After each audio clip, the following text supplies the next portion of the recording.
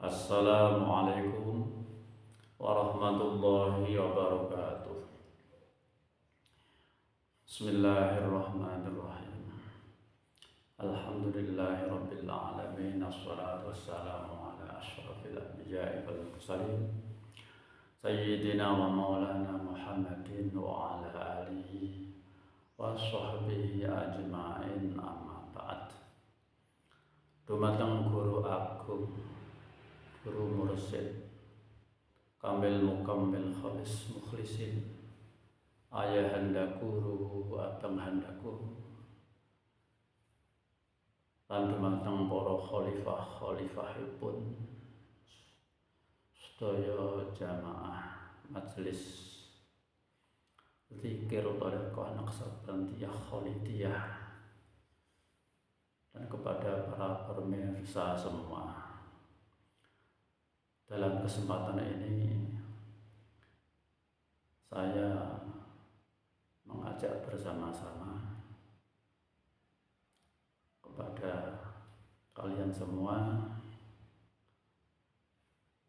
untuk senantiasa bisa mengenal kepada Sang Pencipta, yaitu Allah Subhanahu wa Ta'ala. Bagaimana kita sebagai hamba Allah yang di situ wa ma khalaqtul jinna wal insa illa liya'budun, tidak aku ciptakan manusia dan jin kecuali untuk beribadah kepada Allah Subhanahu wa Ta'ala. Itu harus mengenal dulu siapa yang disembah.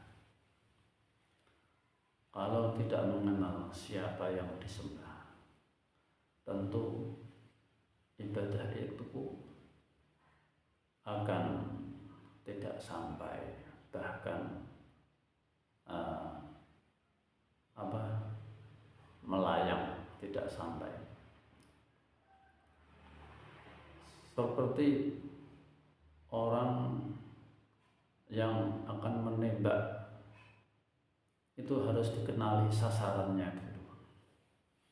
Kalau tidak kenal dengan sasaran yang ditembak, tentu tembakan itu tidak akan pas. Maksudnya pasti meleset. Lebih-lebih sasaran yang ditembak itu sangat halus dan sangat kecil sekali. Dalam kita mengenal Allah Subhanahu wa Ta'ala, itu ada beberapa tahap. Walaupun toh kita sedang di zaman arwah, telah dikenalkan oleh Allah Subhanahu wa Ta'ala dalam ayat alastu bi rabbikum qalu bala syahidna. Apakah aku ini tidak Tuhanmu? Tidak Tuhanmu, hai para arwah-arwah. Arwah menjawab, iya, aku bersaksi bahwa Engkau itu Tuhanku, wahai Allah. Ketika roh itu masuk di dunia, terpenjara dengan jasad jasmani dan lain dimensi, karena kekuatan jasmani yang super tinggi dari beberapa panca indera, maka kita lupa, pasti lupa karena lain tempat. Kekuatan jasmani yang di situ ada indera penglihatan, indera pendengar, perasa dan sebagainya, dan dibantu dengan akal yang sangat tinggi putarannya akal dalam memikir sesuatu, maka itu akan menjadi hijab pada rohani. Ketika kita lahir sudah dikenalkan oleh Allah Subhanahu wa Ta'ala bukti yaitu Rasulullah Shallallahu Alaihi Wasallam azan mengazani ketika Sayyid Hasan bin Ali bin Abi Thalib lahir. Azan kuping kanan dan qomat kuping kiri. Itu artinya ketika lahir awal itu sudah dikenalkan namanya, yaitu Tuhannya dan berupa nama Allahu Akbar, Allahu Akbar. Walaupun toh hanya sebuah nama, maka itu juga perlu dikenalkan. Baru dikenalkan sebuah namanya saja. Dan itu ada hadis yang menjelaskan tentang andan untuk bayi ketika lahir dia andani kuping tangan nanti komati kuping kiwa. Itu ada hadis seperti itu.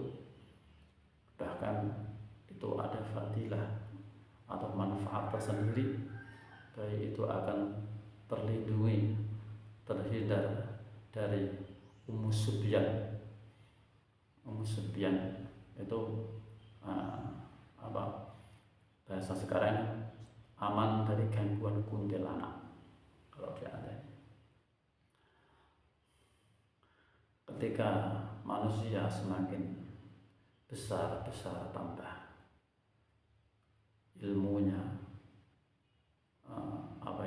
panca inderanya tambah kuat, maka diisi dengan ilmu pengetahuan untuk mengenal Allah Subhanahu wa Ta'ala, diisi dengan akidah tauhid, aqaid seket yang terdiri dari sifat wajib 20, sifat muhal 20, sifat jaiz 1, dan begitu sifat-sifat wajib para rasul dan muhal para rasul dan sifat jaiz para rasul. Itu merupakan akidah. Untuk landasan pertama, untuk mengetahui, mengenali sifat-sifat wajib Allah dengan secara keyakinan. Awal wajibin alal insani ma'rifatul ilahi bistiqani.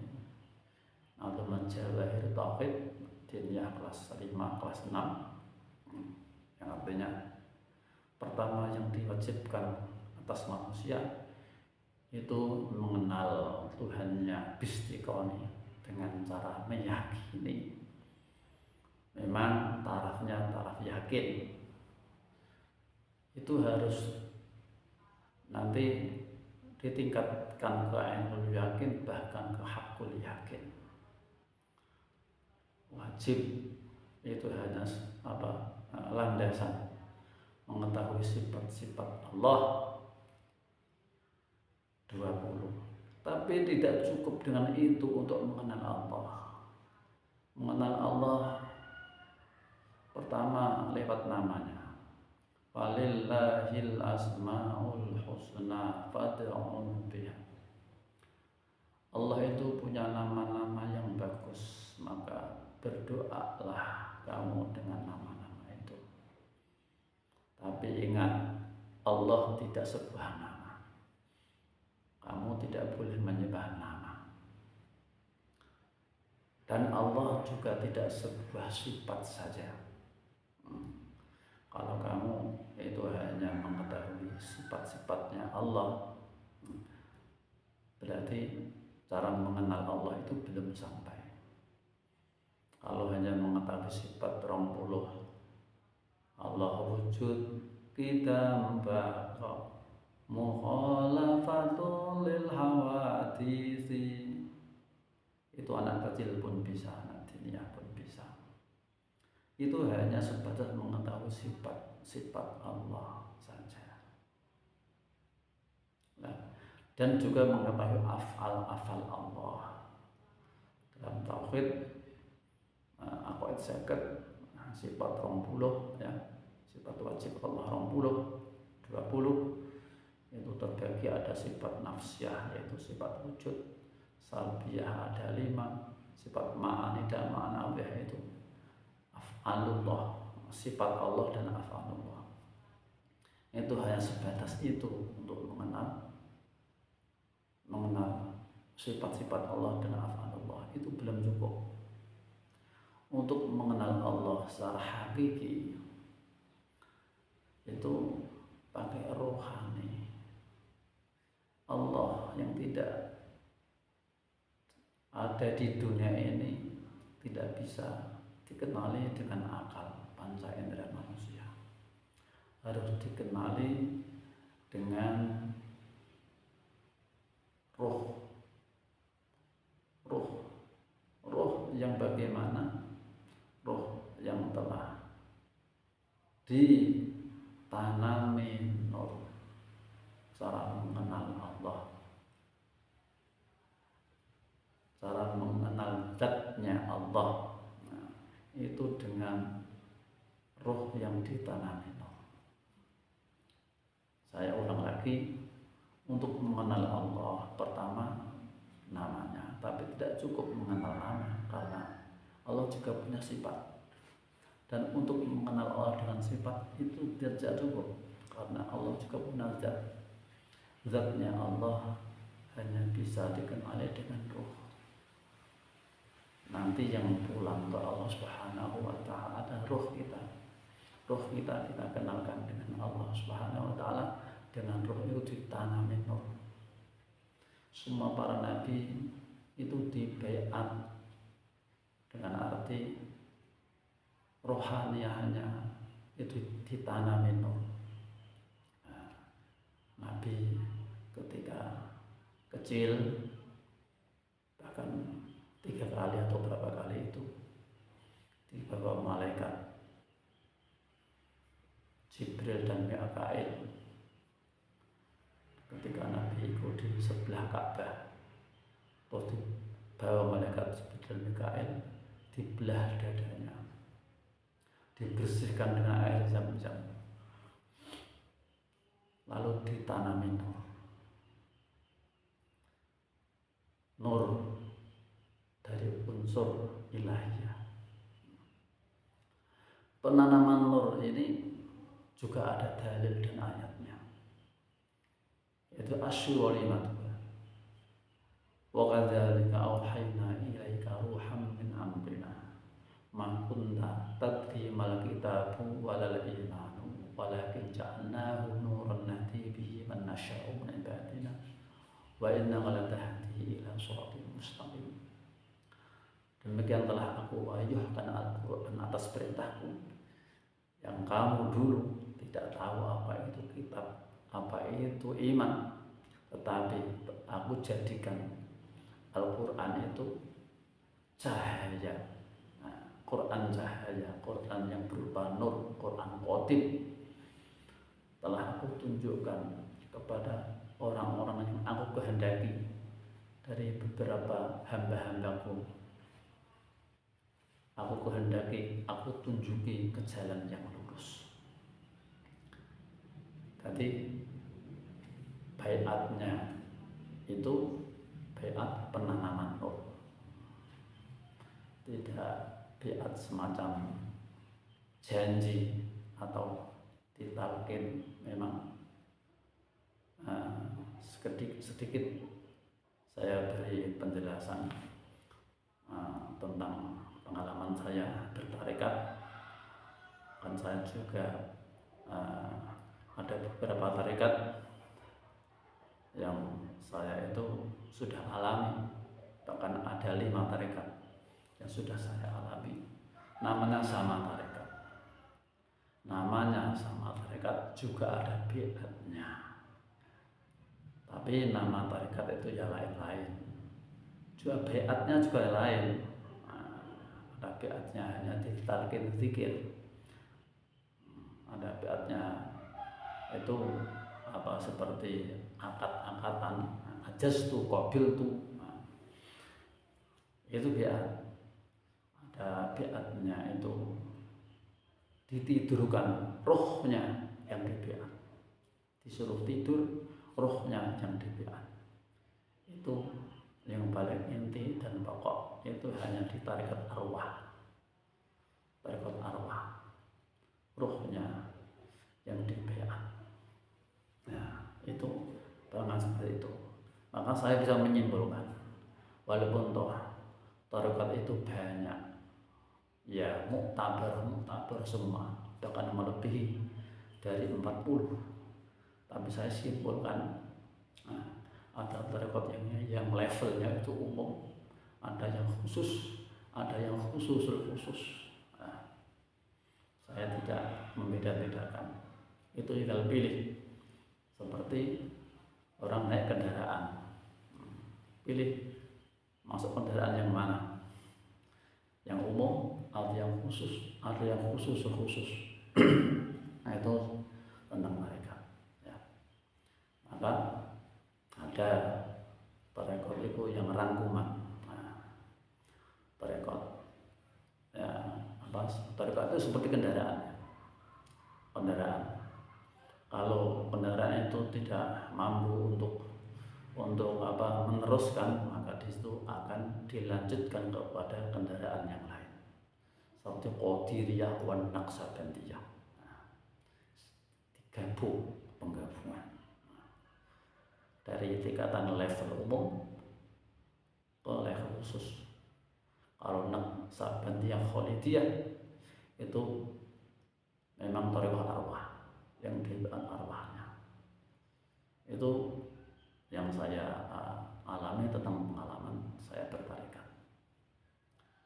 Nah, yang ditanamkan untuk mengenal Allah Subhanahu wa Ta'ala secara hakiki, itu Allah tidak mungkin bisa dikenal dengan panca indera.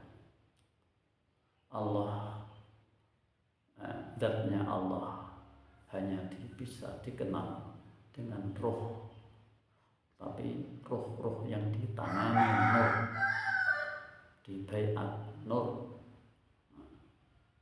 itu unsur nur. Yesus nur apa? Nur kitab dan nur iman. Maksudnya yang ditanamkan adalah kitab-kitab kodim, nur kitab kodim. Yaitu kitab kodim, yaitu berupa nur, berupa cahaya. Itu seperti siiran Gus Dur, Al-Quran Qadim wahyu minul ya, tanpa dinulis iso diwaca, iku wejangan guru waskita ditancepake ing jero dodo. Nur Quran Qadim sing ditancepno, sing dibeatno ana ing jero dodo. Iki beate tarekat arwah. Setelah itu Mas iman itu juga nur. Iman itu tidak sebatas kepercayaan dalam akal. Iman tidak sebatas kepercayaan dalam akal. Iman itu juga nur yang ditanamkan ketika baiat. Ini juga ada ayatnya. Qalatil a'rabu amanna qul lam tu'minu walakin qulu aslamna walamma yadkhulul imanu fi qulubikum. Orang-orang Bedui sowan datang Rasulullah, matur, amanna, kula sedaya niki iman ya Rasul.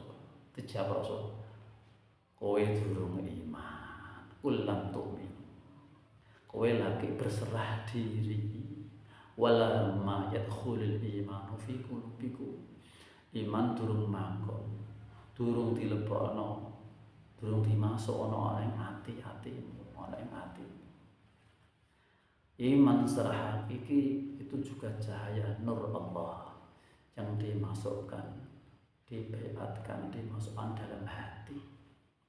Ketika sudah dimasukkan dalam hati hamba itu, kalau iman itu sudah dijaga, dipupuk, maka akan semakin lebat, akan semakin merembokok, akan semakin bisa menguasai seluruh dirinya, akan menjadi baik. Jadi nur iman dan nur kitab itu yang ditanamkan dalam baiatnya thariqah arwah. Maka ketika itu tinggal bersungguh-sungguh. Ini adalah tentang metodologi thariqat Naqsabandiyah Kholidiyah. Perlu kami jelaskan, tapi hanya sebagian garis besar saja, karena ini juga perlu ada penjelasan supaya orang-orang itu supaya tahu. Kalau sudah tahu, terserahlah, semua itu petunjuk Allah, petunjuk Allah. Semua itu memang tinggal rezekinya mereka sendiri-sendiri. Semoga ada manfaatnya dalam pertemuan ini. Mungkin untuk selanjutnya ya, semoga bisa ketemu lagi dalam uraian yang lain. Cukup sekian. Wassalamualaikum warahmatullahi wabarakatuh.